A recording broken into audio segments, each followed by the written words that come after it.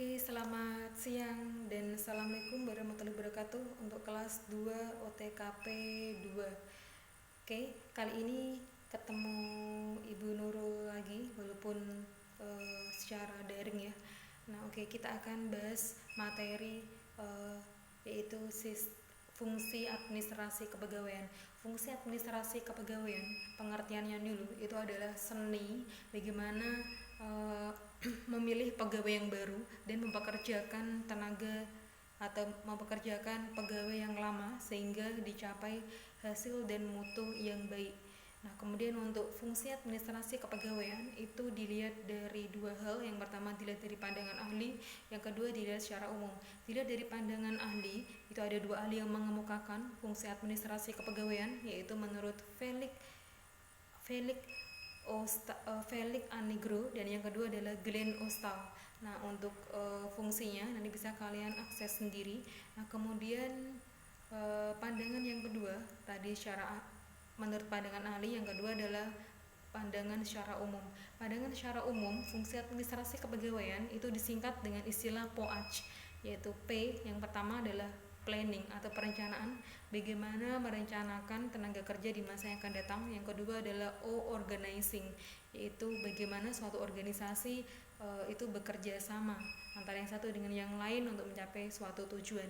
Yang ketiga adalah actuating atau pengarahan. Nah, bagaimana seorang atasan memberikan arahan kepada bawahannya. Nah, kemudian yang keempat itu adalah controlling atau pengawasan.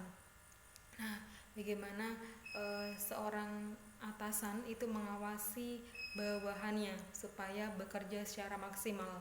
Nah, kemudian selain POAJ ya, untuk fungsi administrasi kepegawaian itu ditambah lagi yang kelima, yaitu pengadaan pegawai. Nah, kemudian setelah kita belajar tentang fungsi, sekarang kita belajar mengenai sistem administrasi kepegawaian. Sistem administrasi kepegawaian itu ada tiga, yaitu integrated system, separated system, dan unified system.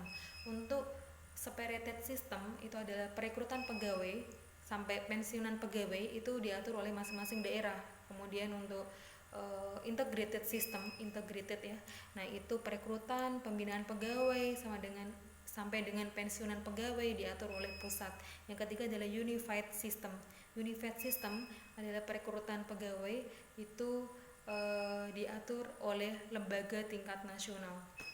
Nah, selain kita belajar tiga sistem tadi, nah kita harus juga tahu yaitu mengenai istilah-istilah dalam pengadaan pegawai. Istilah dalam pengadaan pegawai apa saja? Yaitu yang pertama, yaitu spolis system.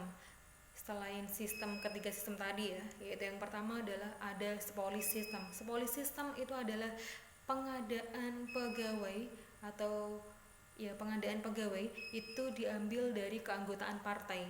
Kemudian nepotism system, nah itu pengadaan pegawai itu dari lingkungan keluarga. Kemudian yang ketiga yaitu patronage system. Patronage system itu pengadaan pegawai karena tujuannya untuk membantu pegawai, ya, perekrutan pegawai untuk membantu pegawai.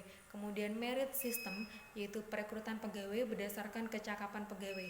Kemudian career system, perekrutan pegawai tidak hanya dilihat dari kecakapan tapi juga dilihat dari masa kerja pegawai.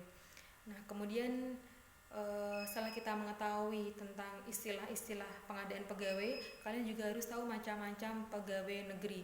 Macam-macam pegawai negeri sipil itu diantaranya yang pertama pegawai negeri sipil itu sendiri atau disingkat PNS. PNS itu diberikan menjadi dua, yaitu PNS pusat dan PNS daerah.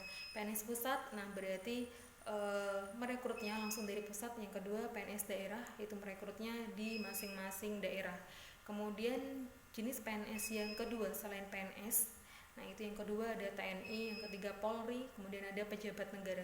Pejabat negara itu bisa diambil dari pegawai